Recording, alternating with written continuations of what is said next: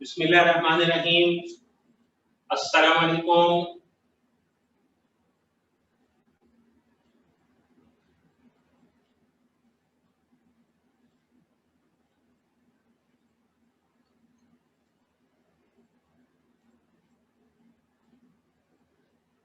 Second year अल्लामा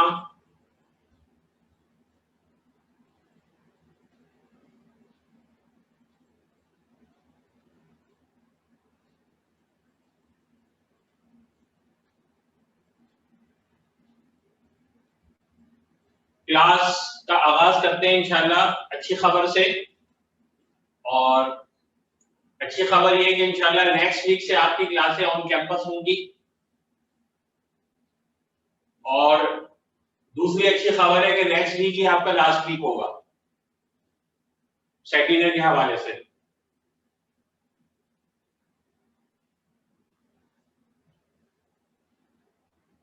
अलबत्ता अगर कोई एक्स्ट्रा क्लास स्केड्यूल होती है, जैसा कि शायद मंडे को भी रखी जाएगी, तो वो ऑनलाइन होंगी।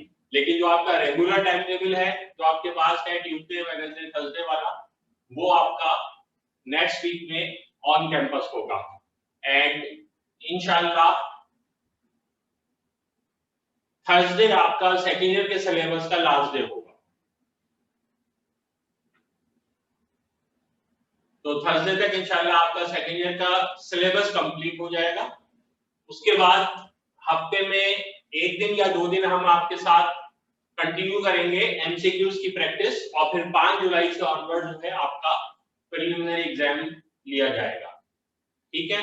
दूसरी बात ये कि जैसा कि मैंने अपने फेसबुक पेज पे भी ये कंफर्म कर दिया है कि फाइनली सिंध गवर्नमेंट ने भी इस बात को कंफर्म कर दिया है कि आपके इस साल इंग्लिश, उर्दू और पाकिस्तान स्टडीज के एग्जाम नहीं होंगे। तो आपकी जिंदगी मजीद आसान हो गई। तो अब आपको जो कुछ भी प्लान करना है और फोकस करना है वो सिर्फ साइंस सब्जेक्ट्स पे करना है, which is physics, chemistry, maths और बायोलॉजी। ठीक है। तो अब आप जो अपना टाइम टेबल बनाएं, अपना स्केड्यूल बनाएं, वो अकॉर्डिंगली बनाएं। और आपके सेकेंड ईयर के एग्जाम्स जो बीच में अफवाहें आ रही थी कि जी 10 जुलाई से हो जाएंगे और 5 जुलाई से हो जाएंगे, दैट्स अनट्रू। जैसा कि मैंने पहले भी कहा था, तो सिंध गवर्नमेंट का अपना ओरिजिनल अनाउंसमेंट बरकरार है।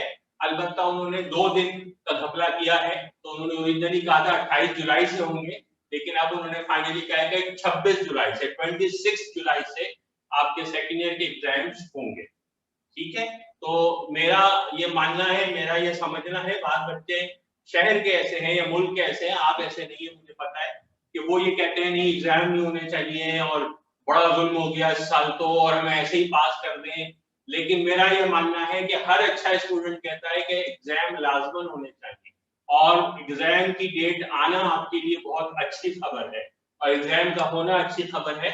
और जो इस साल की सिचुएशन है उस हवाले से और गवर्नमेंट की प्लान के हिसाब से ये कंफर्म है कि आपके सेकेंड ईयर के एग्जाम होंगे इंशाल्लाह, और टाइम पर होंगे, विच इज 26 जुलाई। और आपके तमाम एप्टीट्यूड टेस्ट भी अपने टाइम पर होंगे। तो पेंडेमिक की सिचुएशन के हिसाब से भी गवर्नमेंट्स तैयार हैं, government of Sindh and government of Pakistan both. Even अगर खुदा ना खास्ता केसेस बढ़ते हैं तो भी they have made plans in a way कि आपके एग्जाम अपने टाइम पर होंगे। तो this is a good news, because confusion खत्म होना बहुत इंपॉर्टेंट होती है। जब तक कंफ्यूजन रहती है स्टूडेंट के माइंड में, तब तक वो डिस्टर्ब रहता है। तो एक दफा कंफ्यूजन खत्म हो जाए तो then you can have a focus direction. तो this is a good news कि अब आप एक फोकस डायरेक्शन से अपनी पढ़ाई और अपनी तैयारी कंटिन्यू कर सकते हैं without listening here and there। Simple आप अपना फोकस रखिए। पेपर पैटर्न जो फाइनल मॉडल पेपर आपको दिए गए हैं वही है। 50% एमसीक्यूज हैं, 20% डिस्क्रिप्टिव हैं, एंड 30% शॉर्ट क्वेश्चन आंसर्स हैं। ठीक है। तो this is what you have to focus on. And हम आपको कोर्स खत्म करा के मजीद आपके बीच में ग्रैंड टेस्ट भी लेंगे, और प्रीलिम्स तो आपको मैंने बता दिया इंशाल्लाह 5 जुलाई से लेंगे। उससे पहले बीच में आपकी तैयारी के लिए डिफरेंट सब्जेक्ट्स के ग्रैंड टेस्ट डिफरेंट सेगमेंट्स में, कभी एमसीक्यूज में, कभी शॉर्ट आंसर्स में रखे जाएंगे। तो this is how you will continue your preparation as well, and side by side हम क्लासेस बढ़ा देंगे इंशाल्लाह फ्रॉम 19 या 18 ऑफ जून। आपके एप्टीट्यूड टेस्ट की जो ई-कैट कर रहे हैं, बी-कैट कर रहे हैं या एम-कैट कर रहे हैं, तो उनकी क्लासेस बढ़ जाएंगी। ठीक, अलबत्ता फिलहाल एप्टीट्यूड टेस्ट की क्लासेस इस वीक के लिए ऑनलाइन रहेंगी और फिर जब सेकेंड ईयर का सिलेबस आपका खत्म हो जाएगा वो फिर ऑन कैंपस आ जाएंगी। लेकिन इस वीक के लिए यानी अगली 2 दिन की क्लासें एप्टीट्यूड की आपकी ऑनलाइन रहेगी। अलबत्ता सेकेंड ईयर की आपकी तमाम क्लासेस जो है वो नेक्स्ट वीक से according to your regular time table on campus होगी। ओके, और इसमें जो टाइम टेबल आपके पास मौजूद है उसमें प्री इंजीनियरिंग प्री मेडिकल साथ है, तो हमने नंबर्स मैनेज कर लिए हैं एसओपी के हवाले से, तो प्री इंजीनियरिंग प्री मेडिकल साथ ही आएंगे। ठीक है, तो जो आपका लास्ट वीक है ये जुदाई मजीद नहीं रहेगी, कुछ अर्से के लिए आप लोग साथ भी आ सकते हैं। ओके, चलिए तो ट्रांसफार्मर पे वापस आते हैं। आज हमें ट्रांसफार्मर की 2 चीजें पढ़नी है। एक, पहले हम पढ़ेंगे एप्लीकेशन ऑफ ट्रांसफार्मर और उसके बाद हम पढ़ेंगे sources of power loss in a transformer. ठीक, लेकिन एप्लीकेशन ऑफ ट्रांसफार्मर पढ़ने से पहले कुछ और एक्स्ट्रा कॉन्सेप्ट्स हैं जो कि आपको देना जरूरी है। उनमें से काफी कॉन्सेप्ट तो ऐसे हैं जो आपके ओरिजिनल सेकेंड ईयर के सिलेबस में मौजूद हैं, आपके एमकैट और ईकैट के सिलेबस में भी मौजूद हैं, लेकिन जो इंटरमीडिएट का कंडेंस सिलेबस आया है उसमें मौजूद नहीं है। तो हम उन टॉपिक्स को शॉर्टली टच करेंगे, डिटेल में हम नहीं जा रहे, लेकिन जब आप ईकैट और एमकैट की क्लास लेंगे तो उसमें ये डिटेल में भी पढ़ाए जाएंगे। लेकिन फिलहाल मैं उसका बेसिक कॉन्सेप्ट आपको देना चाहता हूं, वो वैसे भी आपके काम आएगा। और ट्रांसफार्मर का नेक्स्ट टॉपिक पढ़ने के लिए, एक्सक्यूज मी, ट्रांसफार्मर का नेक्स्ट टॉपिक पढ़ने के लिए आपको उसको समझना जरूरी है। हमने Faraday's law of electromagnetic induction पढ़ी और हमने उसमें यह सीखा कि जब एक कंडक्टर को मूव करते हैं मैग्नेटिक फील्ड में, जब एक कंडक्टर को मैग्नेटिक फील्ड में मूव करते हैं तो उसमें करंट जनरेट हो जाता है। और करंट क्यों जनरेट होता है? क्योंकि उसमें ईएमएफ जनरेट होता है। और ईएमएफ और करंट क्यों जनरेट होता है उसका रीजन समझाया था कि जब हम कंडक्टर को मूव करते हैं तो हम कंडक्टर को मूव नहीं कर रहे, उसमें बैठे चार्जेस को मूव कर रहे हैं। तो जब चार्जेस मूव करते हैं तो उनका फोर्स लगती है magnetic force QVB sin theta, और QVB sin थीटा की वजह से वो चार्जेस जो है वो अक्रॉस द कंडक्टर मूव करने लगते हैं, and that directed flow of charges produces the induced current, and that phenomenon is called electromagnetic induction। फिर हमने मजीद समझा था कि एक्चुअली ये जो मूवमेंट है इससे हो क्या रहा है, फ्लक्स चेंज हो रहा है। तो तमाम एक्सपेरिमेंट्स का बॉटम लाइन ये था कि जब भी फ्लक्स चेंज होगा तो इंड्यूस ईएमएफ जनरेट होगा।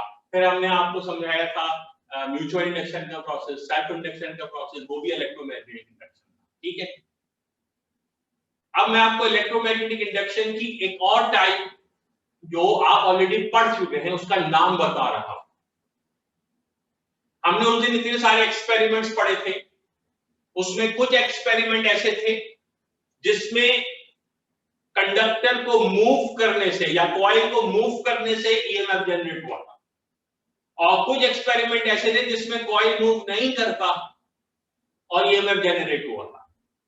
तो जब इंड्यूस्ड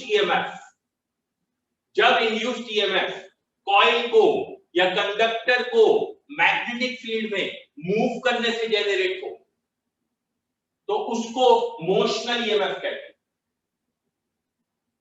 उसको मोशनल ईएमएफ कहते हैं। मोशन के वर्ड से निकला मोशनल। तो when we move a conductor, जब कंडक्टर की मोशन इंपॉर्टेंट हो इन द मैग्नेटिक फील्ड तो उस वक्त इंड्यूस्ड ईएमएफ जो जनरेट होता है उसे मोशनल ईएमएफ कहते हैं।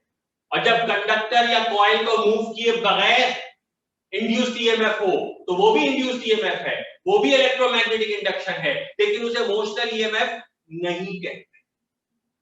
तो आप क्या समझते हैं कि म्यूचुअल इंडक्शन का प्रोसेस क्या मोशनल ईएमएफ नहीं है?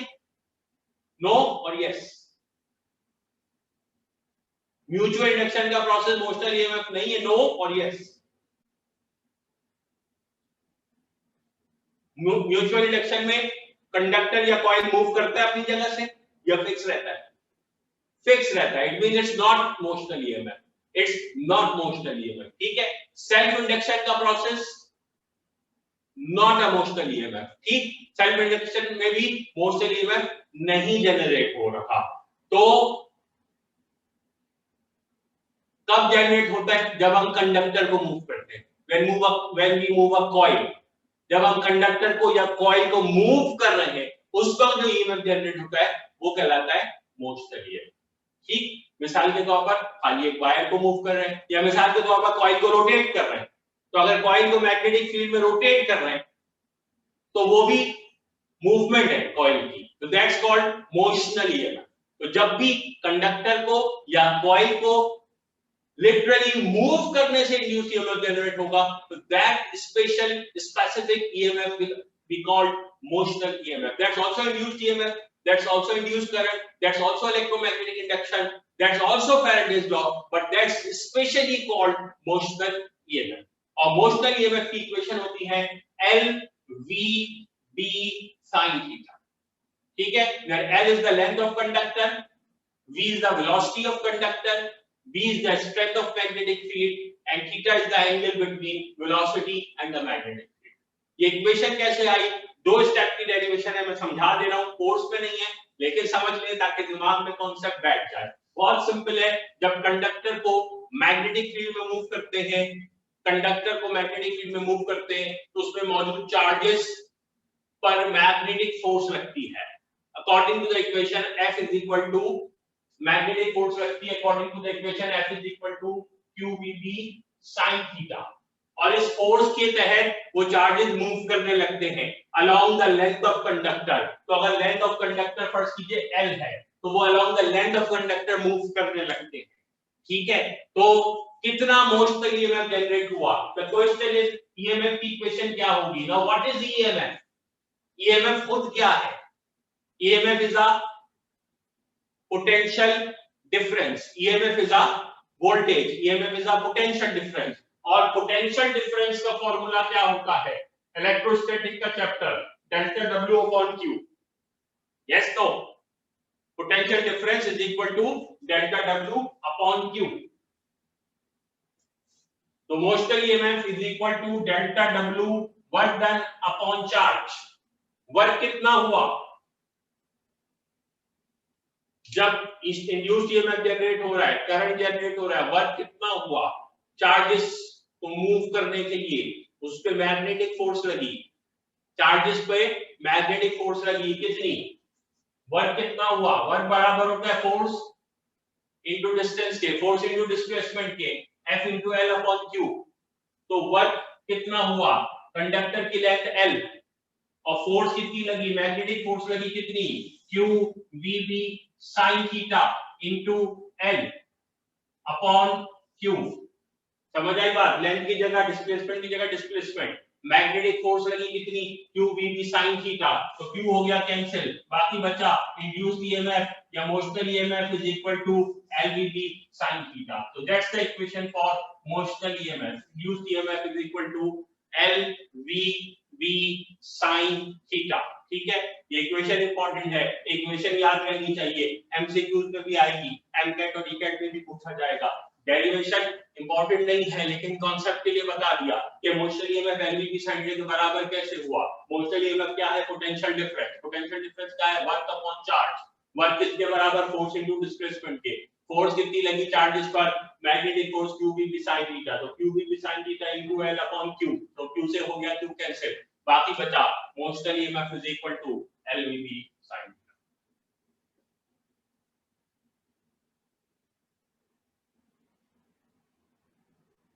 ठीक, motional EMF is equal to LVB sin theta. अब ये बताइए कि मोशनल ईएमएफ की डायरेक्शन कैसे निकालेंगे?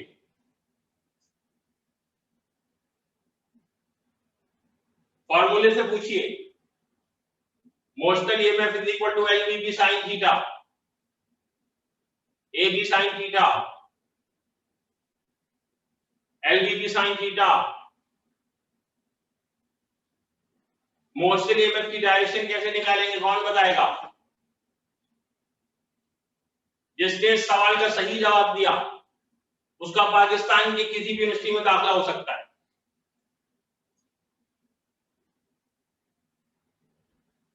मोस्टल ईएमएफ की डायरेक्शन कैसे निकालेंगे? हिंट मैंने दे दी, एलवी साइन थीटा।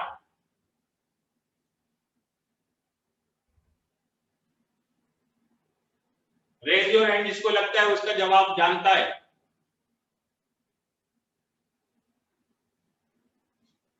जिसने इसका सही जवाब दिया है पाकिस्तान की यूनिवर्सिटीज का एडमिशन लेटर मुझसे लेके जाइएगा। जी मोहम्मद हमजा।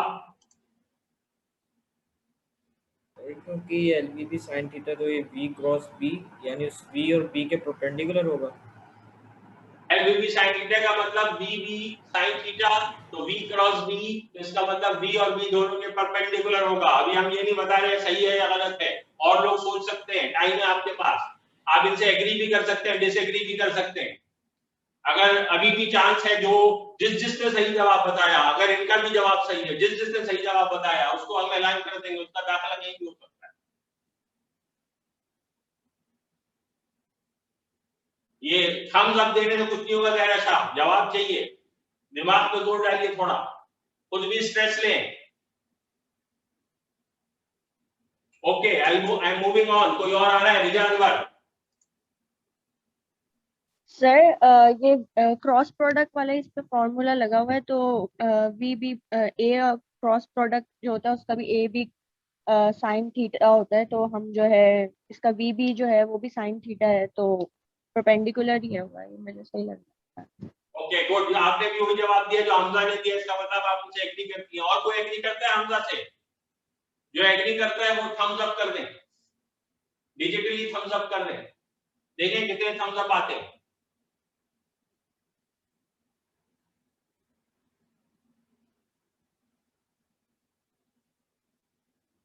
इतनी सारी क्लासेस 5-6 थम्स अप आए, क्या बात है? हाँ आ रहे हैं, और आ रहे हैं, ठीक है। अच्छा और तो कोई नहीं है रेज हैंड वाला? जी बिलाल, बिलाल साहब।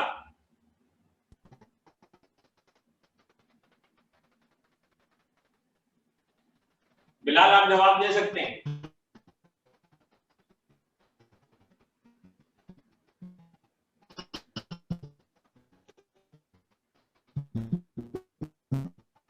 नहीं बिलाल आवाज नहीं आ रही आपकी, म्यूजिक आ रहा है खाली, दोबारा ट्राई करें। अच्छा टाइप कर दें आंसर।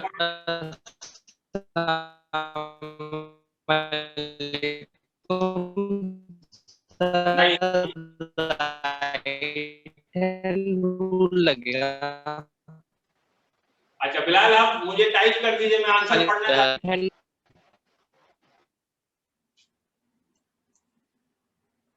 बिलाल हमें आपकी आवाज सही नहीं आ रही, लिहाजा आप आंसर टाइप कर दीजिए, हम आंसर पढ़ेंगे आपको स्क्रीन पे।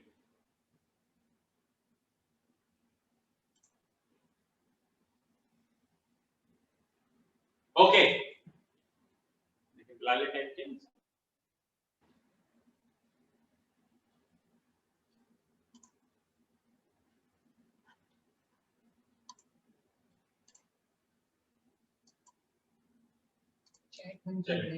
Okay, so I'll come to the answer.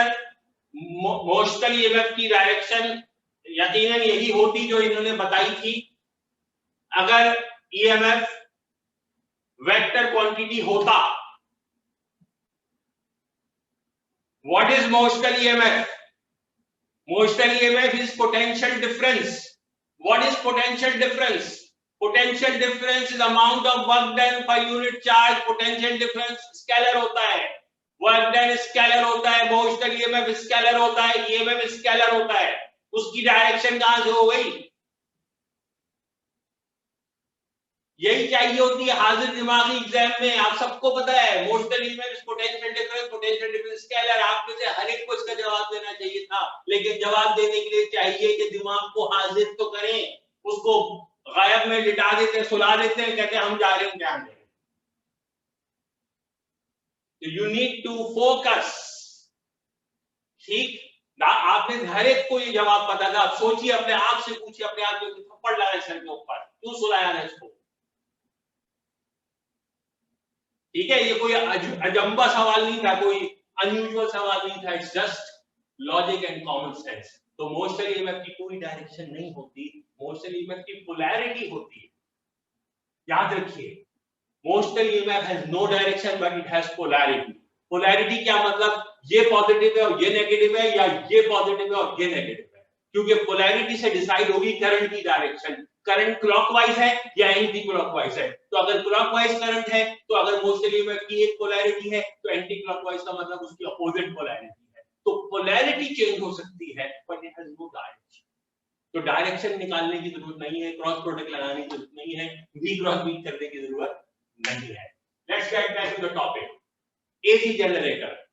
जैसा कि मैंने उस दिन क्लास में भी बताया था कि Faraday's law of electromagnetic induction ने हम पर यह एहसान अजीम किया कि हमें बिजली पैदा करने का तरीका बता दिया, करंट जनरेट करने का, इलेक्ट्रिसिटी जनरेट करने का आसान तरीका दे दिया।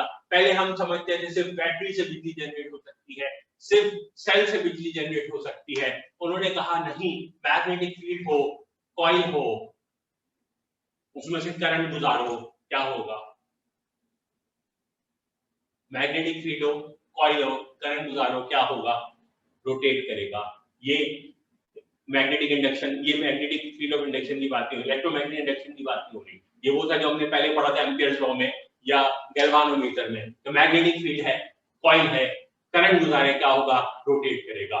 उल्टा करें, यानी मैग्नेटिक फील्ड हो, कॉइल हो, हम रोटेट करें, तो अगर हम रोटेट करें तो क्या होगा? करंट जनरेट होगा। तो that's called electromagnetic induction and that's how a generator is made. बिल्कुल वैसे ही जैसे गैल्वानोमीटर के लिए मैग्नेट चाहिए, कॉइल चाहिए, कॉइल में से करंट गुजारते हैं, वो रोटेट करता है, इलेक्ट्रिकल एनर्जी कन्वर्ट होती है मैकेनिकल एनर्जी में। तो जनरेटर में भी यही होता है, मैग्नेट होता है, कॉइल होता है, और कॉइल को हम रोटेट करवाते हैं और नतीजे में करंट जनरेट होता है। तो गैल्वानोमीटर में dash energy is converted into dash energy. Galvanometer में electrical energy is converted into mechanical energy. One is electrical, two is mechanical. Galvanometer में electrical energy is converted into mechanical energy. Generator में mechanical energy is converted into electrical energy. Generator में mechanical energy is converted into electrical energy. और उसे AC generator इसलिए कहते हैं कि इत्तेफाक से जब वो रोटेट करता है तो उसकी फंक्शनिंग ऐसी है तो उससे जो करंट जनरेट होता है वो साइनसॉइडल करंट होता है, जो मुसलसल चेंज हो रहा होता है और जिसकी डायरेक्शन भी रिवर्स हो रही होती है, दैट्स अ साइनसॉइडल करंट। ठीक है, तो that's why it's called AC generator, alternating current generator. फर्क क्या है? गैल्वानोमीटर सेंसिटिव इंस्ट्रूमेंट है और सेंसिटिव का मतलब डेलिकेट और डेलिकेट का मतलब नाजुक, और नाजुक इंस्ट्रूमेंट है, छोटा सा होता है। जबकि जनरेटर को बहुत बिजली जनरेट करनी है तो ह्यूज होता है, ह्यूज कॉइल होता है, ह्यूज मैग्नेट्स होते हैं, और उस ह्यूज कॉइल और ह्यूज मैग्नेट को मैग्नेट की मैग्नेटिक फील्ड में उस कॉइल को रोटेट करने के लिए बहुत एनर्जी लगाई जाती है, और नतीजे में जब वो कॉइल रोटेट करता है तो फिर करंट जनरेट होने लगता है। आपके घरों में अगर जनरेटर मौजूद है तो वो यही वाला जनरेटर होता है, और अगर आपको याद हो अब तो नए जनरेटर आ गए जो चाबी से भी चल जाते हैं। अगर आपको याद हो तो पहले जो जनरेटर होते थे उसमें एक रस्सी लगी होती थी, उसको खींचते थे, और वो जो रस्सी खींचते थे तो एक्चुअली आप कॉइल को फर्स्ट टाइम आप रोटेट करते थे। तो जब कॉइल फर्स्ट टाइम आप रोटेट करते थे रस्सी खींचकर, तो रोटेट होता था तो करंट जनरेट होता था। फिर उसी करंट में से काफी करंट घर को दे दिया जाता था, बाकी करंट कॉइल को मजीद रोटेट करने के काम आता था, एंड सो ऑन। ठीक है, इसी तरह शहरों के बाहर जो जनरेटर होते हैं आपका शहर चलाने के लिए, उसमें भी यही होता है, बड़े बड़े मैग्नेट होते हैं, बड़े बड़े कॉइल होते हैं। कभी सोचा आपने कि शहर के बाहर क्यों होते हैं? शहर के अंदर लगा दे, इतनी दूर लगाते हैं, हब डैम, मंगला डैम, इतनी दूर दूर लगाते हैं, शहर के अंदर लगा ले। इतनी दूर जाएंगे फिर वहां से बिजली यहां लाएंगे, ट्रक में रख के लाएंगे, कैसे लाएंगे? टैंकर में डाल के लाएंगे, पैकेट करके लाएंगे। बिजली शहर में कैसे पहुंचेंगे? वायर से आती है, वेरी गुड। वो जो आपने देखा होगा शहर के रास्तों में, रास्ते में बड़े बड़े पिलर होते हैं, बड़े बड़े वायर होते हैं, मोटे मोटे, उसको कहते हैं हाई टेंशन वायर है। वो इतने बड़े होते हैं, उनको देख के टेंशन होने लगती है कि गिर ना जाए हमारे ऊपर। उस टेंशन की वजह से उसको हाई टेंशन कहते होंगे, है ना? नहीं, उसको क्यों कहते हैं हाई टेंशन अभी बताऊंगा। खैर, तो वो आपके शहर से बाहर जो बड़े बड़े वायर हैं, बड़े बड़े पिलर हैं, उस शहर के बाहर जो बिजली बन रही है, मंगला डैम पे और हब डैम पे और फलाना डैम पे, वो बिजली आपके शहर में आती है। तो वहां पे बड़े बड़े ह्यूज जनरेटर लगे हुए हैं, तो वो शहर से बाहर क्यों लगाएंगे? इसलिए कि वो इतने बड़े जनरेटर होते हैं कि उनका जो मैग्नेट होता है और उनका जो कॉइल होता है, वो आपके बड़ी बड़ी बिल्डिंग्स के बराबर एक मैग्नेट और एक कॉइल होता है। तो अब उस कॉइल को घुमाने के लिए क्या करें? 1000 आदमी लगा दे वो घुमाए, इतने बड़े लंबे लंबे आदमी कहां से लाएं? तो जिन्नात को बनाना पड़ेगा, तो वो अब आ नहीं रहा है आजकल। तो अब क्या करें? तो उसके लिए आपको चाहिए होता है नेचुरल एनर्जी। नेचुरल एनर्जी जिसमें पानी ऊपर से गिर रहा हो और वो पानी कॉइल पे गिरेगा और कॉइल को घूम पाएगा। तो that water which falls from a height converts its potential energy into kinetic energy, and that kinetic energy is used, kinetic energy of that water is used to rotate the coil of that generator outside the city. तो वो पानी कहां से गिरेगा? तो या तो वो पहाड़ों से गिर रहा हो ऑलरेडी, लेकिन हर वक्त तो हमारी मर्जी से नहीं गिर सकता वो, उसकी मर्जी है, जब चाहता गिरता है, जब चाहता नहीं गिरता है। बारिश हुई नहीं हुई, ग्लेशियर हुआ नहीं हुआ, तो फिर उसके लिए डैम बनाते हैं। वो डैम पानी को स्टोर करके रखता है और उसके उसके स्पिलवेज होते हैं, उसके दरवाजे होते हैं, जब चाहा खोला पानी गिराया, जितना चाहा गिराया।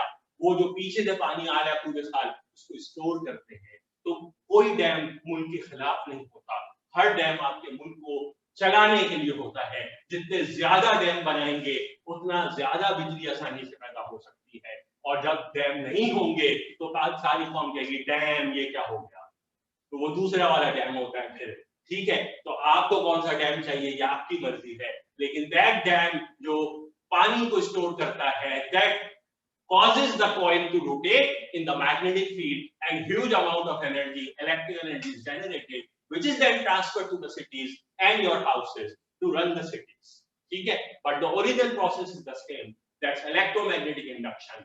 That's Faraday's law. Thanks to Faraday, अगर वो नहीं होते तो आज ये बिजली ना होती, आज ये एसी ना होता, आज ये वाईफाई नहीं होता, ये लाइटें नहीं होती, ये पंखे नहीं होते, हम बाहर बैठे हुए पंखा चल रहे होते और गर्मी में कहते हाय अल्लाह कितनी गर्मी है, तो वही दौर होता। तो ये जो दौर आपका एडवांस हुआ है, ये फैराडेज लॉ की वजह से हुआ है। That's where the बिजली is coming from. ओके, तो ये हो गया एसी जनरेटर। अच्छा, एसी जनरेटर के बाद वापस एसी जनरेटर को उल्टा करें, रिवर्स प्रोसेस करें। तो एसी जनरेटर का रिवर्स प्रोसेस इज गैल्वानोमीटर, लेकिन गैल्वानोमीटर नाजुक होता है, हैवी नहीं होता। अगर हैवी को ही उल्टा कर दें तो क्या होगा? एक हैवी कॉइल है, उसमें से हम करंट गुजार रहे हैं तो वो रोटेट करेगा। अगर एक हैवी कॉइल मैग्नेटिक फील्ड में, उसमें से हम करंट गुजारें तो रोटेट करेगा। That is called electric motor. That is called electric motor. आपके घरों में पानी की मोटर लगी है जो पानी को ऊपर चढ़ाती है, तो वो क्या करती है? उसमें यही होता है, एक मैग्नेट होता है, एक कॉइल होता है, आप करंट गुजारते हैं, ऑन करते हैं, तो क्या होता है? करंट के गुजरने से कॉइल रोटेट करने लगता है। जब कॉइल रोटेट करने लगता है तो इलेक्ट्रिकल एनर्जी मैकेनिकल एनर्जी में कन्वर्ट होती है, and that mechanical energy froze water kinetic energy को पोटेंशियल एनर्जी में ऊपर भेजता है और वो उसको हाइट कवर कराता है, उस पर वर्क करता है, and that's how your electric motor works. आया था शरीफ में? तो कॉन्सेप्ट्स क्लियर होने चाहिए। कॉन्सेप्ट्स क्लियर हो, कोई भी एप्टीट्यूड टेस्ट मुश्किल ना होगा। कॉन्सेप्ट्स रट्टे के होंगे तो सिर्फ इसी में घूम जाएंगे, इलेक्ट्रिकल है, मैकेनिकल है, रट्टे नहीं लगाए, कॉन्सेप्ट्स बनाए। गैल्वानोमीटर में electrical energy is converted into mechanical energy. ठीक है, जनरेटर में क्या होता है? जनरेटर में क्या होता है? Mechanical energy is converted into electrical energy. Motor में क्या होता है? मोटर में फिर वही होता है जो गैल्वानोमीटर में होता है। फर्क ये कि मोटर हैवी मटेरियल है, तो मोटर में क्या होता है? अगेन हम उसे करंट से चलाते हैं, तो क्या हो रहा है कि इलेक्ट्रिकल एनर्जी हम उसे दे रहे हैं, that is being converted into mechanical energy. ठीक है, ये बेसिक कॉन्सेप्ट था। और पिछली क्लास में हमने आपको एक बात बताई थी कि जब पावर अप्लाइड की बात करें, पावर यूज की बात करें, पावर प्रोड्यूस की बात करें, तो इक्वेशन यूज करेंगे P/1, और जब पावर लॉस की बात करें तो इक्वेशन यूज करेंगे I/R। ठीक है, क्योंकि R is resistance which actually represents the reason for loss of power। तो जब बिजली शहर के बाहर बन गई, उस बिजली को आपके घरों तक पहुंचाना है, बहुत ह्यूज डिस्टेंस ट्रेवल कराना है, लॉन्ग वायर से गुजर के आना है। तो अब उस बिजली को जब उस लॉन्ग वायर से गुजर के आपके घरों तक आना है, तो हमारे पास दो ऑप्शन हैं इलेक्ट्रिकल पावर को ट्रांसमिट करने के। हमारे पास दो ऑप्शन हैं इलेक्ट्रिकल पावर को ट्रांसमिट करने के। V into I के मुताबिक देखिए, अगर मैं 100,000 वोल्ट यूज करूं और 1 एम्पियर करंट लूं, या अगर मैं 100,000 एम्पियर करंट लूं और 1 वोल्ट पोटेंशियल डिफरेंस लूं, दोनों सूरतों में पावर तो सेम आएगी ना। If I have high voltage and low current, 100,000 voltage and 1 ampere current, या I have high current and low voltage, 100,000 current, ampere current and 1 volt voltage. Both the conditions, I will have the same electrical power V into I. 1 into 100,000 is 100,000 and 1 into 100,000 is 100,000. तो हमारे पास same power आ सकती है। सवाल ये पैदा होता है कि पावर लॉस की इक्वेशन से पूछ के बताइए कि कौन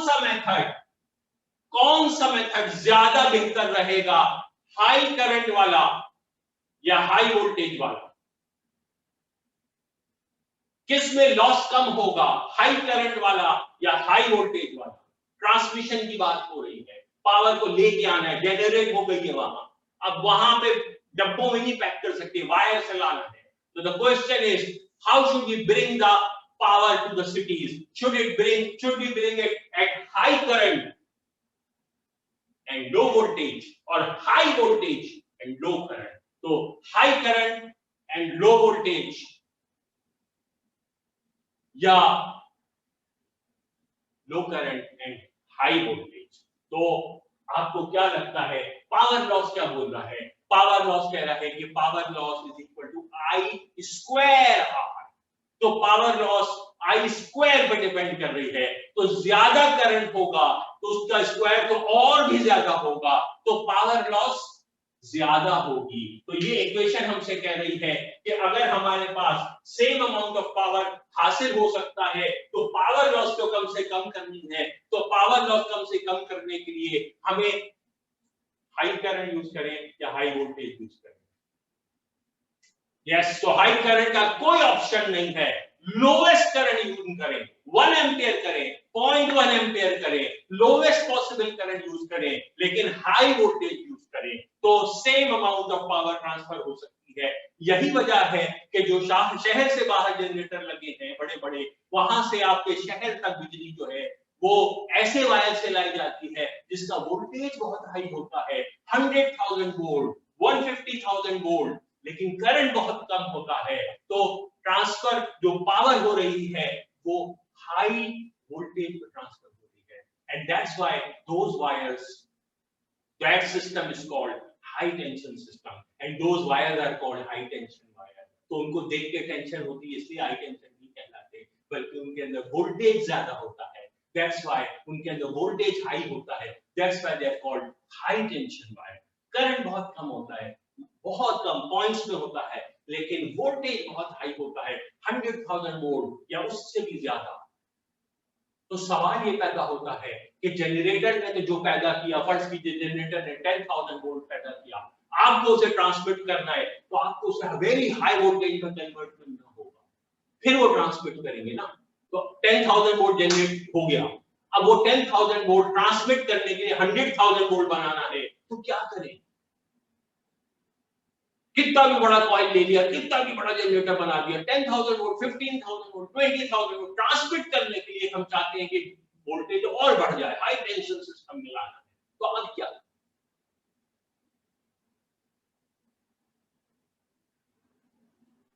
तो उस दिन आपको बताया था कि ट्रांसफार्मर दो तरह का होता है, एक का नाम होता है स्टेप अप ट्रांसफार्मर, एक का नाम होता है स्टेप डाउन ट्रांसफार्मर। तो जब जनरेटर एंड पे आपने वोल्टेज बनाया, अब आप उस वोल्टेज को और आप करना चाहते हैं तो क्या करें?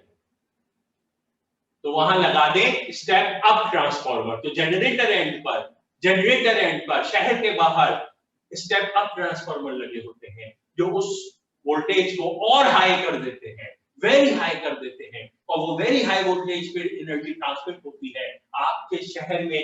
केएससी के ऑफिस पहुंचती है, केएससी के ऑफिस में जब वो पहुंचती है तो फिर वहां पर उसे फिर ट्रांसफार्मर लगाते हैं, 100,000 वोल्ट से उसे 11,000 वोल्ट में कन्वर्ट करते हैं। तो ये कौन सा कहलाया?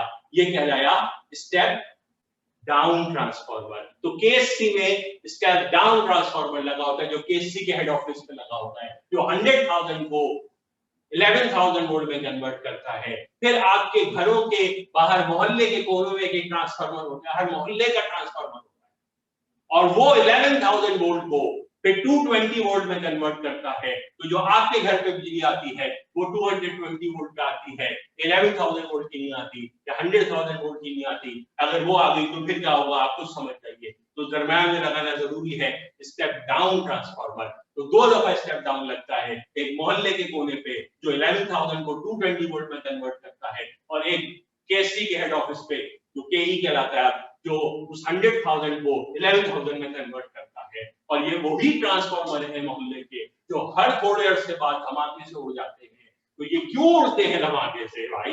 ये इसीलिए उड़ते हैं कि इनके अंदर लगा होना चाहिए कॉपर वायर, प्राइमरी कॉइल में और सेकेंडरी कॉइल, लेकिन कॉपर वायर बहुत महंगा आता है। तो अप्रूव पैसे होते थे कॉपर वायर के, और लग जाता था उसमें एल्युमिनियम का वायर और बाकी सस्ते वाले वायर। तो वो वाले वायर जल्दी जल जाते थे, और जब जल्दी जल जाते थे, हीट अप हो जाते थे, तो उनका जो इंसुलेशन है वो खत्म हो जाती थी। इंसुलेटेड एल्युमिनियम वायर की इंसुलेशन जल जाती थी हीटिंग की वजह से, तो वो आपस में फ्यूज होकर धमाका करते थे। आया पहले सीरीज में। तो अगली दफा जब धमाका हो मोहल्ले में तो जाके चेक कीजिएगा कि वायर कौन सा लगा हुआ है। और हाँ, बाद वक्त कॉपर वायर भी अगर गर्मियां आ जाए और टेम्परेचर बहुत हाई हो जाए तो हीट की वजह से भी उनकी इंसुलेशन खराब हो सकती है।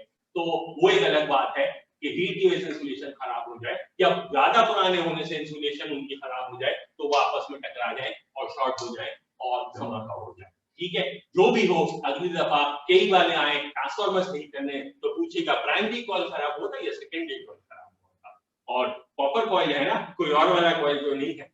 ठीक है, तो उनको बताइएगा कि हमें पता है ये स्टेप डाउन ट्रांसफार्मर है और हमें पता है वहां पे डैम पे जो है वो स्टेप अप लगा हुआ है। तो उनको बताएंगे तो वो सब बड़े इंप्रेस होंगे कि क्या बच्चे हैं, इनको सब कुछ मालूम। ठीक है, तो that is the first use of transformer. कि ट्रांसफार्मर का पहला इस्तेमाल क्या है? शहरों में बिजली का लाना। शहरों में बिजली लाने के लिए जरूरी है शहर के बाहर स्टेप अप ट्रांसफार्मर हो, शहर के अंदर स्टेप डाउन ट्रांसफार्मर हो। अगर ऐसा नहीं होगा तो बिजली ट्रांसफर नहीं होगी। और क्योंकि ट्रांसफार्मर अल्टरनेटिंग करंट से चलता है, क्योंकि ट्रांसफार्मर के लिए अल्टरनेटिंग करंट जरूरी है, लिहाजा जो पावर जनरेशन होती है वो एसी जनरेटर करते हैं। तमाम पावर जनरेशन अल्टरनेटिंग करंट पे होती है, और जो आपके घरों में आता है वो भी अल्टरनेटिंग करंट है। That is also direct current नहीं है, that is not a direct current, that is also alternating current। आपके घर में जो लाइट जलती है, जो पंखा जलता है, जितने इलेक्ट्रिकल इंस्ट्रूमेंट्स हैं, they are all working on alternating current। सवाल ये पैदा होता है कि अगर ये alternating current है तो फिर तो ये तेजी से चेंज भी होता होगा।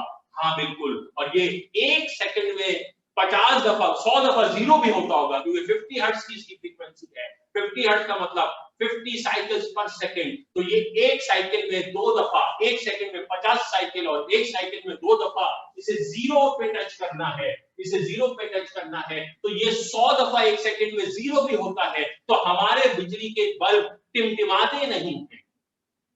हमारी तो कंटिन्यूअस बिजली आती है, हमारे तो पंखे कंटिन्यूअस चलते हैं। इसकी वजह ये है कि इनका जो सिस्टम है वो ऐसा है, और हमारी जो आंखें हैं वो परसिस्टेंस ऑफ विजन की वजह से उसका टिमटिमाना देख नहीं सकती। वो इतनी जल्दी जल्दी टर्न ऑफ टर्न ऑफ होते हैं कि हम उसको देख नहीं सकते, परसीव नहीं कर सकते।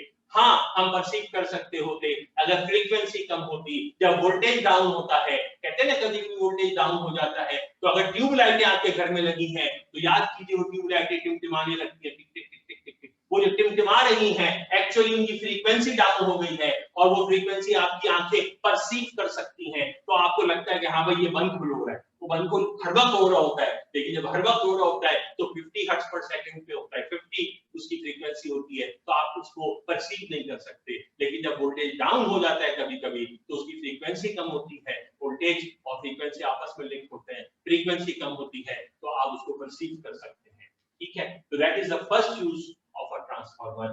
नोट्स आपको व्हाट्सएप पे मिल रहे हैं, अभी रीड कीजिए ताकि फर्स्ट यूज आपको समझ आ जाए, कि आपको कंफर्म हो जाए कि जो कुछ आपने सुना वो आपने समझा या नहीं समझा। सर जैन आपको व्हाट्सएप पे भेज रहे हैं यूजेस ऑफ ट्रांसफार्मर के नोट्स। फर्स्ट यूज अभी हमने डिस्कस किया।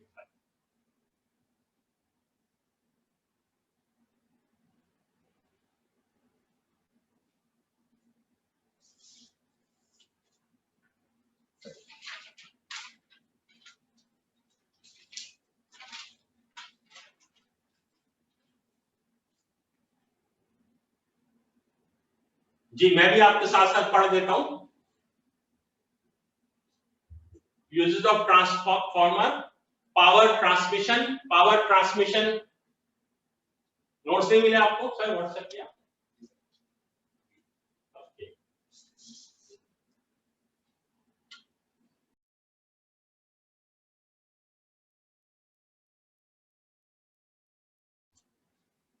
जी मिल गए notes?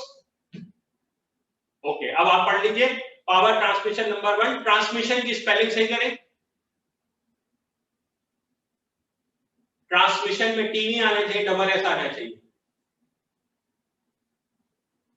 Okay, since power is the product of current end voltage, therefore the same power can be transmitted at high voltage and low current as that at low voltage and high current.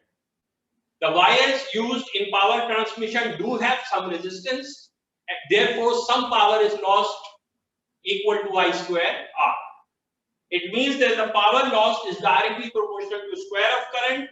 Hence, the most efficient way of power transmission is at high voltage and low current. This system of power transmission is called high tension system. ठीक? At the generator end, the voltage produced by generator is converted into high voltage by step up transformer. फिर क्या होता है?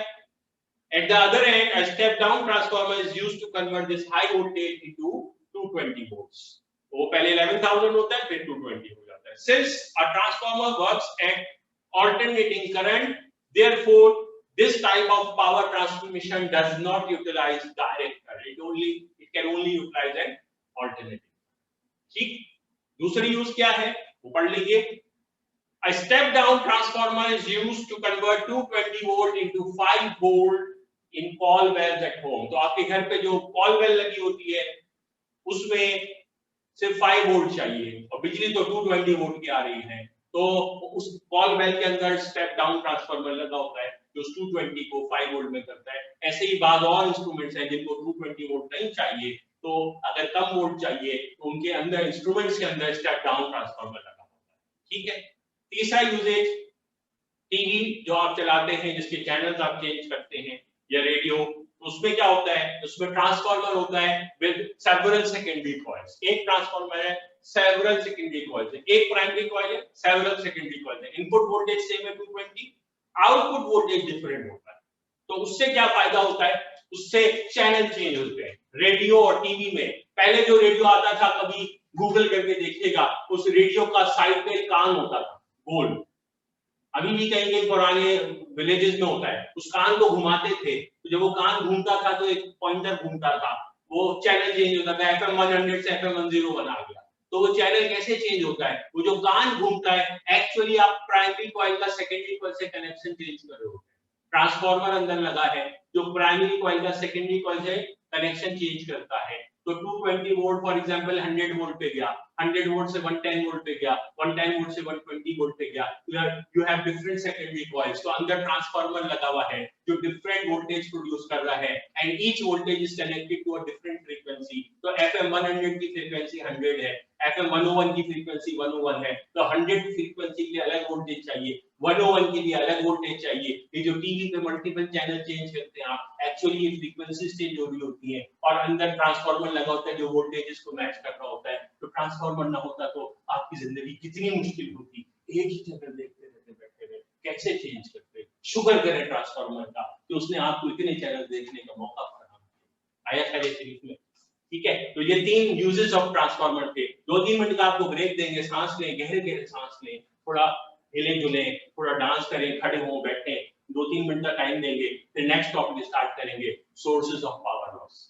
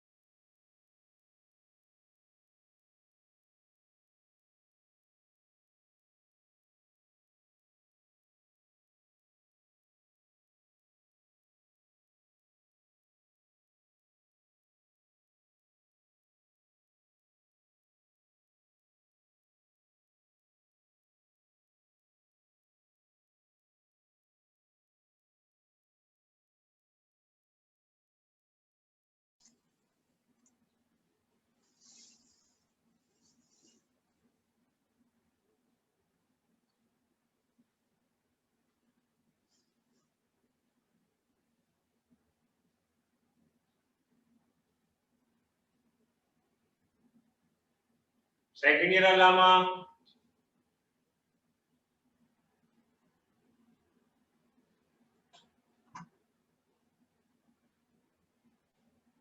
जी वापस आ सकते हैं आप। हमने 2-3 मिनट की ब्रेक दी थी, सोने के लिए लंबा टाइम नहीं दिया था।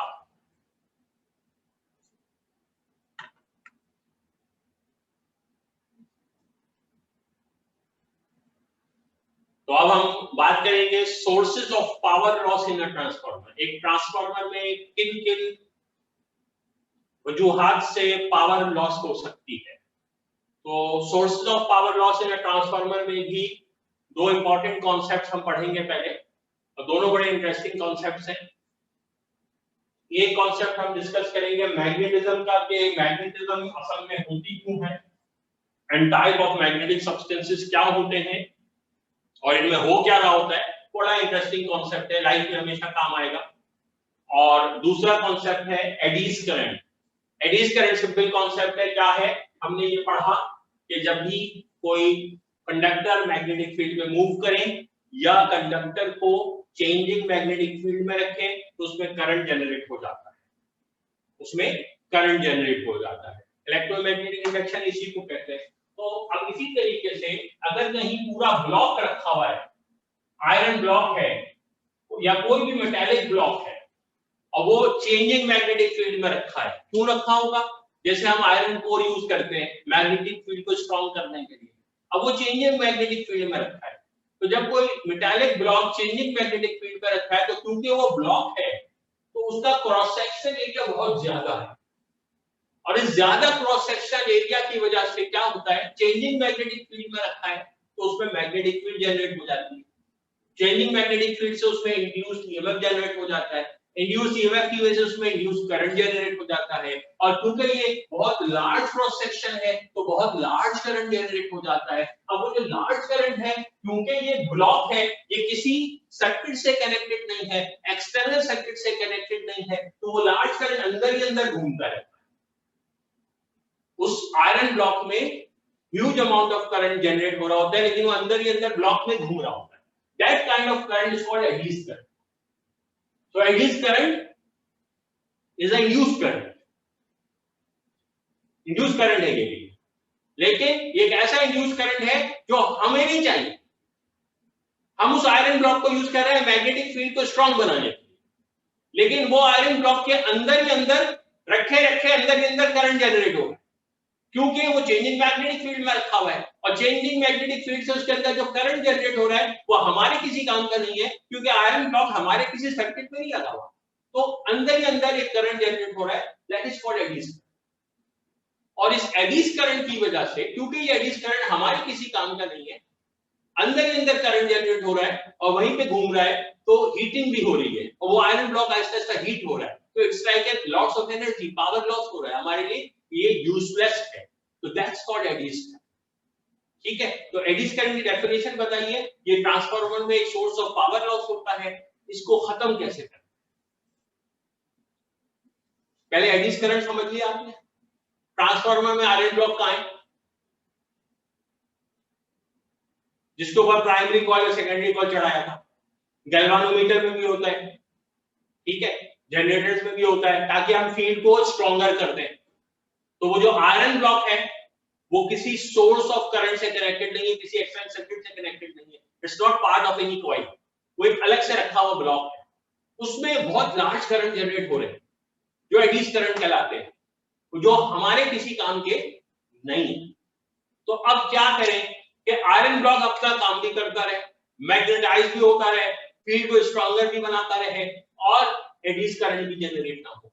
तो अब ये करने के लिए क्या करते हैं, ये करने के लिए जो आयरन कोर यूज किया जाता है, to avoid eddies current we use a laminated iron core. Now what is a laminated iron core? कभी डबल रोटी देखी आपने, जो ब्रेड आती है डॉन की, तो वो जो डॉन की ब्रेड है, फर्ज करें वो स्लाइसेस ना होते उसके, फर्ज करें वो पूरी एक पीस होता, जैसे बालों का बेकरी में मिलती है एक पीस में ना ब्रेड, तो वो एक पीस है, तो दैट्स योर आयरन ब्लॉक। अब आप आयरन ब्लॉक को क्या करें, स्लाइसेस बना दें, जैसे डॉन की ब्रेड के स्लाइसेस हो गए, तो अब हर स्लाइस जो है वो आयरन का है, और 2 स्लाइस के बीच में मक्खन लगा दें या जेली लगा दें, तो यहां पे क्या करते हैं, लैमिनेटेड आयरन कोर के बीच में इंसुलेटर डाल देते हैं, तो पूरे आयरन कोर को लैमिनेट करते शीट्स में और उसके बीच में इंसुलेटर डाल देते हैं। तो इंसुलेटर डालने से क्या होता है, एडीज करंट पूरे ब्लॉक पे रोटेट नहीं करता, वही खत्म हो जाता है, और आयरन फिर भी मौजूद है, तो वो मैग्नेटाइज हो रहा है, फील्ड स्ट्रांग हो रही है, but eddies current is not generated. How? Because the iron core is laminated, उसके बारी शीट्स बना दिए और हर शीट के 2 शीट्स के बीच में इंसुलेटर डाल दिया है। जैसे आप डबल रोटी के 2 स्लाइसेस के बीच में मक्खन लगा दें, तो ऐसे हर 2 शीट्स के बीच में इंसुलेटर डाल दिया जाता है, पतली सी लेयर इंसुलेटर की डाल दी जाती है, so it does not current huge eddies current, but at the same time it is still producing magnetization, it is still making the field stronger. So one source of power loss in transformer is eddies current, and how to reduce eddies current, how to reduce power loss by eddies current is by using laminated iron core. Laminated iron core से क्या होगा, iron core जो है वो discontinuous हो जाएगा, और जब वो डिसकंटिन्यूअस शीट्स होंगी तो बीच में इंसुलेटर होगा, तो huge amount of current generate या रोटेट नहीं कर सकेगा। एग्री? ओके। दूसरा कॉन्सेप्ट मैग्नेटाइजेशन का।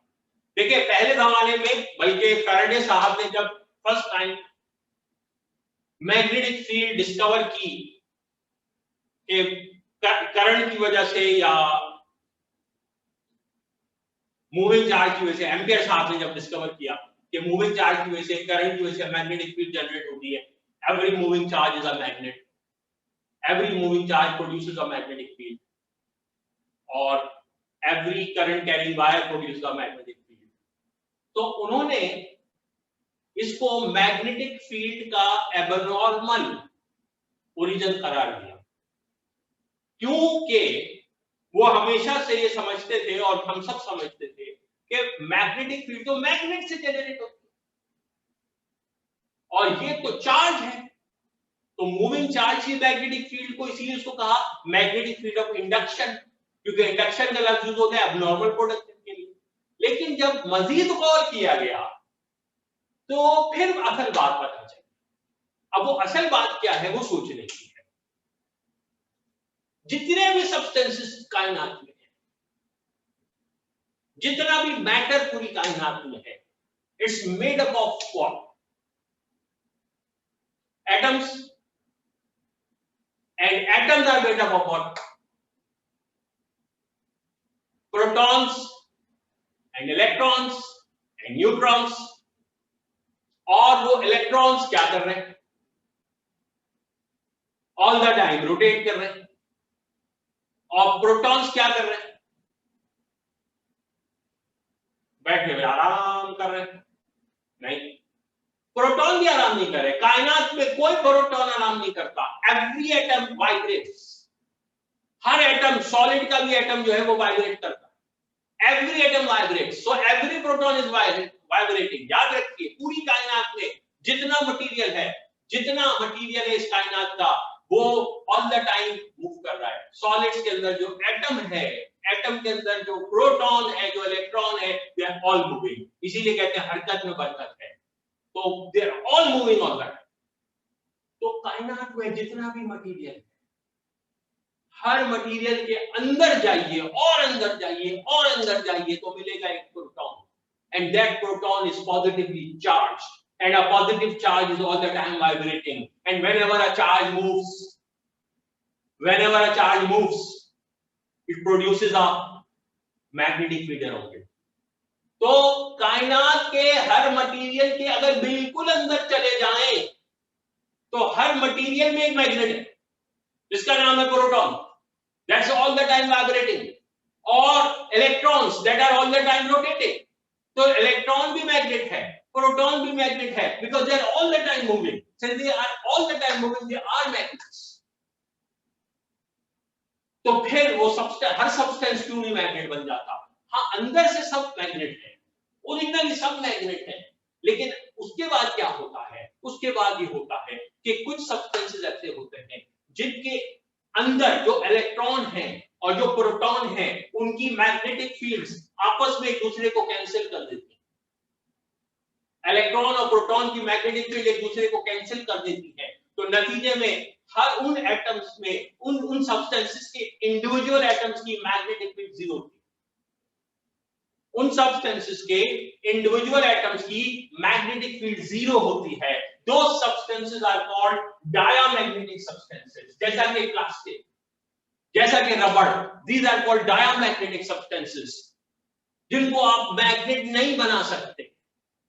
अगर गौर करें तो डायामैग्नेटिक के अंदर जाएं तो वहां भी एक मैग्नेट छुपा हुआ है, लेकिन उस मैग्नेट को एटॉमिक लेवल पे कैंसिल कर दिया गया। प्रोटॉन और इलेक्ट्रॉन की आपस की लड़ाई ने हर एटम की मैग्नेटिक फील्ड जीरो कर दी।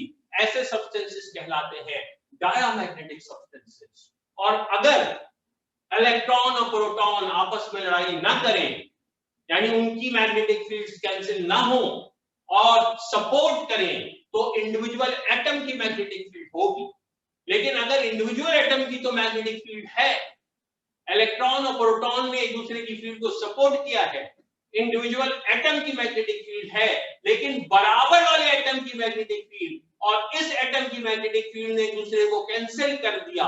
यानी कि घर के अंदर लड़ाई नहीं हो रही, घर के अंदर तो अमन और शांति है, लेकिन एक घर वाला बराबर वाले घर वाले से लड़ रहा है। एक एटम की मैग्नेटिक फील्ड दूसरे एटम की मैग्नेटिक फील्ड को कैंसिल कर रही है, और दूसरे की तीसरे को कैंसिल कर रही है, और तीसरे की चौथे को कैंसिल कर रही है। तो ऐसे सब्सटेंसेस को कहते हैं पैरामैग्नेटिक सब्सटेंसेस। ऐसे सब्सटेंसेस को कहते हैं पैरामैग्नेटिक सब्सटेंसेस। ये मैग्नेट बन सकते हैं, लेकिन बड़ी मेहनत लगती है, बहुत टाइम लगता है इनको मैग्नेट बनाने में। तो वो सब्सटेंसेस जिनके इंडिविजुअल एटम की मैग्नेटिक फील्ड जीरो हो जाए, जिनके इलेक्ट्रॉन और प्रोटॉन आपस में लड़ झगड़ कर हर एटम की मैग्नेटिक फील्ड को बर्बाद कर दें, यानी कि हर घर के अंदर लड़ाई है और घर के अंदर रहने वाले आपस में लड़ रहे हैं, तो घर की कोई फील्ड नहीं है, कोई मैग्नेटिक इफेक्ट नहीं है, कोई अट्रैक्शन नहीं है, तो वो डायामैग्नेटिक सब्सटेंस होते हैं। और अगर घर के अंदर तो अमन शांति है, घर वाले तो आपस में सपोर्ट कर रहे हैं, लेकिन बराबर वाले घर वाले से लड़ रहे हैं, मोहल्ले के अंदर लड़ाई हो रही है, तो फिर वो डायामैग्नेटिक सब्सटेंस होता है। और अगर एक एटम की मैग्नेटिक फील्ड दूसरे एटम की मैग्नेटिक फील्ड को स्ट्रॉन्ग करे, और दूसरा एटम तीसरे एटम को, और तीसरा एटम चौथे एटम को मैग्नेटिक फील्ड को स्ट्रॉन्ग करे, तो एक पूरा मोहल्ला बन जाए, एक पूरा इलाका बन जाएगा, जिसके अंदर एक पूरा इलाका होगा जिसके अंदर मौजूद तमाम एटम्स की मैग्नेटिक फील्ड आपस में एक दूसरे को सपोर्ट करेंगी। दैट इलाका in the terms of magnetism is called domain. That इलाका इज कॉल्ड डोमेन। एक डोमेन क्या होता है? डोमेन वो होता है जिसमें एक एटम की फील्ड दूसरे एटम को, दूसरा तीसरे को, तीसरा चौथे को, एक पूरे एरिया में मौजूद तमाम एटम एक दूसरे की फील्ड को सपोर्ट करते हैं। That becomes a domain. लेकिन एक इलाका दूसरे इलाके की फील्ड को सपोर्ट नहीं करता, दूसरे इलाके की फील्ड इस इलाके को कैंसिल कर देती है, या तीसरे इलाके की फील्ड, या चौथे इलाके की फील्ड, या पांचवें इलाके की फील्ड। तो पूरे सब्सटेंस के अंदर बहुत सारे डोमेन्स होते हैं, लेकिन हर डोमेन में मौजूद एटम की फील्ड तो सेम डायरेक्शन में होती है, लेकिन उसके बराबर वाले इलाके के एटम की मैग्नेटिक फील्ड अपोजिट डायरेक्शन में होती है। तो वो डोमेन्स, एक डोमेन दूसरे डोमेन को कैंसिल कर रहा होता है। तो ऐसे सब्सटेंसेस कहलाते हैं फेरोमैग्नेटिक सब्सटेंसेस। तो फेरोमैग्नेटिक सब्सटेंसेस में छोटे छोटे हिस्सों में मैग्नेटिक फील्ड होती है, लेकिन एक हिस्से की फील्ड दूसरे को कैंसिल करती है, दूसरे की तीसरे को कैंसिल करती है। That's called ferromagnetic substance. और अगर किसी तरह से बाहर से एक एक्सटर्नल मैग्नेटिक फील्ड आ जाए, अगर पहले से बने हुए एक मैग्नेट ने आकर इनके ऊपर अप्लाई हो जाए, तो क्या होता है? फेरोमैग्नेटिक सब्सटेंस के ऊपर जब एक्सटर्नल फील्ड अप्लाई होती है, तो जितने डोमेन्स हैं वो सब एक्सटर्नल फील्ड की डायरेक्शन में अलाइन हो जाते हैं। जितने डोमेन्स हैं वो एक्सटर्नल फील्ड की डायरेक्शन में अलाइन हो जाते हैं, और जब वो सब एक्सटर्नल फील्ड की अलाइनमेंट डायरेक्शन में अलाइन हो जाते हैं, तो फिर वो चीज स्ट्रॉन्ग मैग्नेट बन जाती है। तो वो फेरोमैग्नेट से मैग्नेट बन जाती है। तो जितने भी मैग्नेट है दुनिया में, उनमें क्या हो रहा है? उनके तमाम डोमेन्स एक डायरेक्शन में अलाइन हो गए, और जब वो सब डोमेन एक डायरेक्शन में अलाइन हो गए तो उस पूरे सब्सटेंस की एक नेट मैग्नेटिक फील्ड हो गई और आपने कहा ये मैग्नेट है, आपने कहा ये मैग्नेट है, ये किसी को भी अट्रैक्ट कर सकता है। और जब उस सब्सटेंस के डोमेन आपस में लड़ रहे हैं तो वो मैग्नेट नहीं बन सकता। और अगर डोमेन से छोड़े, अगर एटम आपस में लड़ रहे हैं तो डोमेन भी नहीं होगा, और अगर एटम के अंदर इंडिविजुअल एटम की फील्ड नहीं है तो वो डायमैग्नेटिक होगा। तो जब इंडिविजुअल एटम की जीरो फील्ड है तो डायमैग्नेटिक है, जब मल्टीपल एटम्स, एक एटम की फील्ड है दूसरे की नहीं है, एक एटम की फील्ड है बराबर वाले को कैंसिल कर रही है तो पैरामैग्नेटिक है।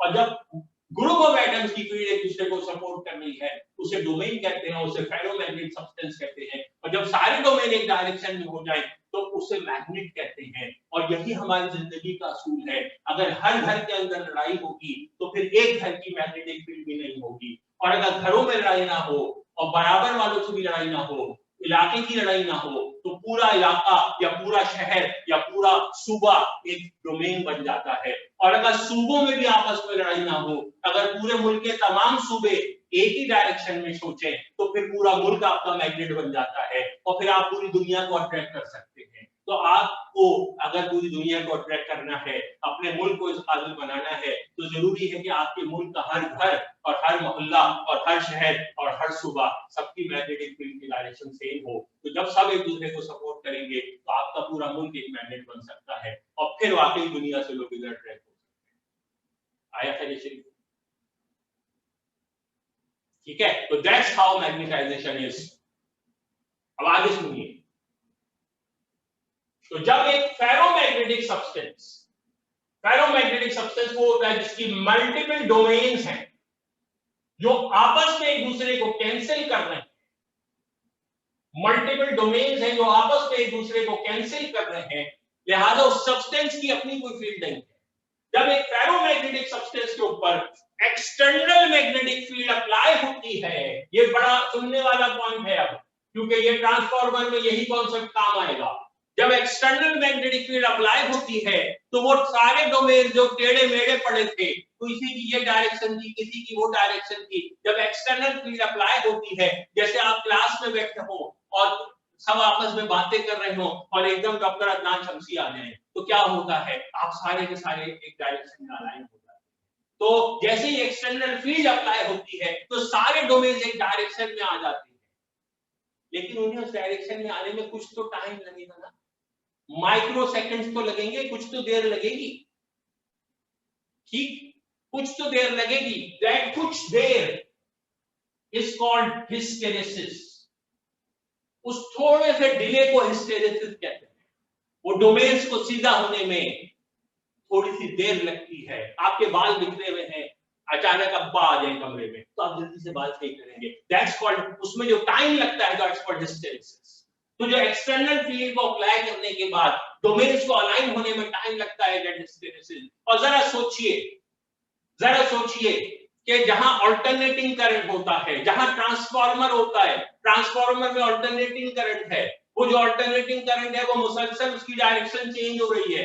अभी उसने एक डायरेक्शन में फील्ड जनरेट की थी, अभी एक्सटर्नल फील्ड इस डायरेक्शन में आई थी, सारे डोमेन इस तरफ अलर्ट हुए कि फील्ड वापस उलट हो गई। अब जब फील्ड वापस उलट होगी तो वो सारे डोमेन जो उस डायरेक्शन में गए थे अब वो वापस बिगड़ेंगे और फिर सीधे होंगे, फिर नई डायरेक्शन में आएंगे। अभी वो नई डायरेक्शन में आना शुरू होंगे कि फिर भी फील्ड उलट हो जाएगी, वो फिर इस तरफ आएंगे। तो ये जो हो रहा है डांस डोमेन्स का अपोजिट डायरेक्शन में, हर थोड़ी देर बाद जैसे फौजी खड़े हैं सारे और कहा जाए अटेंशन, वो सीधे हो जाए, फिर कहा जाए उल्टा फिर, तो वो उल्टे सारे फौजी एक साथ उल्टा फिरते, फिर कहा जाए उल्टा फिर उल्टा हो जाए। तो ये करते रहे बेचारे। तो ये जो करेंगे, कितने भी माहिर फौजी हो, कितने भी तेज फौजी हो, उनको इस प्रोसेस में टाइम लगेगा, डिले होगा। That microsecond delay, that small delay is called hysteresis. जब एक्सटर्नल फील्ड के अप्लाई करने से और उसकी डायरेक्शन को चेंज करने से जो डिले आता है उसे हिस्टेरेसिस कहते हैं। और वहां जहां डिले ज्यादा हो यानी हिस्टेरेसिस ज्यादा हो, अब दो तरह के मटेरियल होते हैं। एक वो मटेरियल होता है जिसमें जो ढीला, जो कमजोर, जो लेजी मटेरियल होता है, उसको ज्यादा देर लगेगी लाइन अप होने में, और एक अलर्ट मटेरियल होता है जिसको कम देर लगेगी लाइन अप होने में, तो उसको उस प्रॉपर्टी को कहते हैं रिटेंटिविटी। उस प्रॉपर्टी को कहते हैं रिटेंटिविटी। तो जिस मटेरियल की रिटेंटिविटी ज्यादा होती है, रिटेंटिविटी मींस लेजीनेस, जिस मटेरियल की रिटेंटिविटी ज्यादा होती है, लेजीनेस ज्यादा होती है, उसका हिस्टेरेसिस भी ज्यादा होता है, उसको डिले भी ज्यादा लगता है, उसको वापस आने में टाइम लगता है। आपने कहा स्टैंड वो अभी आहिस्ता आहिस्ता टेढ़ा मेढ़ा, ठीक है, जैसे क्लास शुरू होती है तो बाद लोग न्यू कर रहे होते हैं, जमाइयां ले रहे होते हैं, तो दैट्स रिटेंटिविटी, उनकी रिटेंटिविटी ज्यादा है। और फिर आप कहें वापस पलटो तो वो उल्टा होने में टाइम लेंगे, फिर सीधा होने में टाइम लेंगे, तो दैट्स कॉल्ड रिटेंटिविटी। तो जिनका हिस्टेरेसिस ज्यादा होता है उनकी रिटेंटिविटी ज्यादा होती है। तो जो मेटालिक मटेरियल होता है, डिफरेंट मेटालिक मटेरियल की रिटेंटिविटी कम या ज्यादा होती है। तो जो ट्रांसफार्मर है, ट्रांसफार्मर में जो आयरन कोर लगा है, जब आप एक्सटर्नल फील्ड अप्लाई कर रहे हैं, वो अल्टरनेटिंग करंट की वजह से है, वो कांस्टेंटली चेंज हो रही है, तो iron core constantly magnetise, demagnetise, new magnetise, magnetise, demagnetise, new magnetise हो रहा है, तो नतीजे में उसमें हिस्टेरेसिस हो रहा है। That hysteresis is causing power loss, and that power loss is depending upon the retentivity of material। तो आपको कैसा मटेरियल चाहिए, हाई रिटेंटिव वाला या लो रिटेंटिव वाला? लो रिटेंटिव वाला। तो you use the material with low retentivity and that kind of material is an alloy। जो आइडियल मटेरियल होता है उसका नाम है पर्म एलॉय। तो पर्म एलॉय एक ऐसा फेरोमैग्नेटिक मटेरियल होता है जिसकी रिटेंटिविटी बहुत कम है, जिसकी हिस्टेरेसिस बहुत कम है, यानी ये बहुत जल्दी जल्दी अपनी डायरेक्शन को चेंज कर सकता है, ये बहुत ही अलर्ट है, इसके अंदर बहुत इजीली ट्रांसफॉर्मेशन हो जाती है डोमेन्स की। तो ट्रांसफार्मर का सोर्स ऑफ पावर लॉस है हिस्टेरेसिस। हिस्टेरेसिस को कम करने के लिए लो रिटेंटिविटी चाहिए, लो रिटेंटिविटी के लिए पर्म एलॉय यूज किया जाता है। ठीक है, तो दो सोर्सेस ऑफ पावर लॉस मैंने आपको बता दिए। तीसरा सोर्स ऑफ पावर लॉस क्या है? तीसरा सोर्स ऑफ पावर लॉस है मैग्नेटिक फ्लक्स। कहां? प्राइमरी कॉइल में और सेकेंडरी कॉइल में। हमने कहा कि प्राइमरी कॉइल का मैग्नेटिक फ्लक्स सेकेंडरी कॉइल के मैग्नेटिक फ्लक्स के बराबर है। हमने कहा कि rate of change of magnetic flux of primary coil is equal to rate of change of magnetic flux in the secondary coil, लेकिन 100% ऐसा नहीं होता, क्योंकि प्राइमरी कॉइल और सेकेंडरी कॉइल की बाहर वाली कुछ ना कुछ फील्ड जाया हो रही होती है। तो that's another source of power loss, magnetic flux loss in primary and secondary coil. That's third source of power loss. पहला क्या था? एडीज करंट, कैसे कम किया? लैमिनेटेड आयरन कोर से। दूसरा क्या था? हिस्टेरेसिस, कहां? आयरन कोर में हुई, कैसे कम किया? लो रिटेंटिविटी, पर्म एलॉय यूज किया। तीसरा क्या है? मैग्नेटिक फ्लक्स का फर्क प्राइमरी और सेकेंडरी कॉइल में। चौथा क्या है? चौथा is the resistance of primary coil, resistance of primary coil and resistance of secondary coil. तो प्राइमरी कॉइल हालांकि कॉपर वायर का, लेकिन जीरो नहीं है उसकी रेजिस्टेंस, कुछ तो है। दैट कुछ तो resistance causes power loss according to the equation I²R in the primary coil and I²R in the secondary coil। तो सेकेंडरी कॉइल में भी I²R पावर लॉस होता है, प्राइमरी कॉइल में भी I²R पावर लॉस होता है। तो what are the sources of power loss in a transformer? तो टोटल पावर लॉस, ट्रांसफार्मर की टोटल पावर लॉस किसके बराबर होती है? ट्रांसफार्मर की टोटल पावर लॉस बराबर होती है किसके? सुन लीजिए दोबारा, एडीज करंट वाली लॉस प्लस हिस्टेरेसिस वाला लॉस प्लस मैग्नेटिक फ्लक्स वाला loss plus I²R in the primary plus I²R in the secondary, ये टोटल पावर लॉस है। इसमें से ये जो लॉसेस हैं, एडीज करंट वाले और हिस्टेरेसिस वाले और मैग्नेटिक फ्लक्स वाले, ये सब आयरन कोर में होते हैं, लिहाजा इनको आयरन लॉसेस भी कहते हैं। तो these three together are called iron losses। So total power loss in a transformer, और ये जो इक्वेशन अब हम लिख रहे हैं और जो इसके बाद वाली इक्वेशन लिखेंगे, ये न्यूमेरिकल्स में बड़ी काम आएगी। total power loss in a transformer is equal to eddy's current loss plus hysteresis loss plus magnetic flux loss plus I square R of primary plus I square R of secondary। इसमें से ये पहले तीन वाले iron losses भी कहलाते हैं, इनको टुगेदर मिला के आयरन लॉसेस भी कहते हैं। तो that's called total power loss. और टोटल पावर लॉस कैसे आ सकता है? ये तो total power loss actual losses, लेकिन अगर वैसे जनरली एस्टिमेट करना हो कितना लॉस हुआ, अगर आपको कभी भी कहीं खुदा न खास्ता लॉस हो जाए तो कितना लॉस हुआ कैसे पता चलेगा? तो आप ये देखेंगे कि इनकम कितनी हुई है ना, तो इनपुट कितना है और आउटपुट कितना है, आपने कितनी पावर दी थी और कितनी पावर वापस मिली। तो अगर पावर इनपुट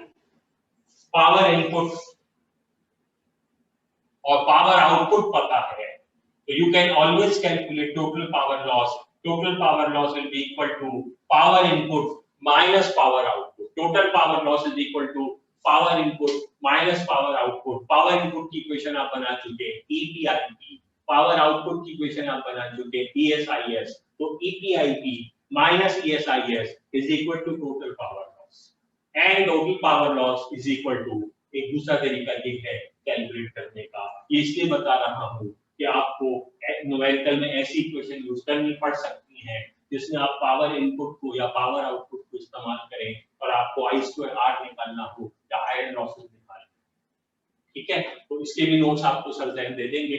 और पिछली क्लास में जो हमने ट्रांसफार्मर की इक्वेशन का आखिरी हिस्सा पढ़ा था उसकी भी नोट्स आपको सर जैन अभी व्हाट्सएप कर देंगे, ठीक है।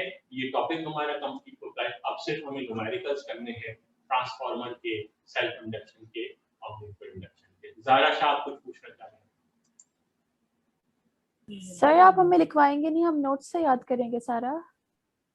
जी आपको हम नोट्स दे रहे हैं ताकि टाइम बच जाए, और आप नोट्स अगर एज इट इज कलेक्ट करना चाहते हैं सेंटर से भी कलेक्ट करवा सकते हैं आज रात 8 बजे से पहले या मंडे को।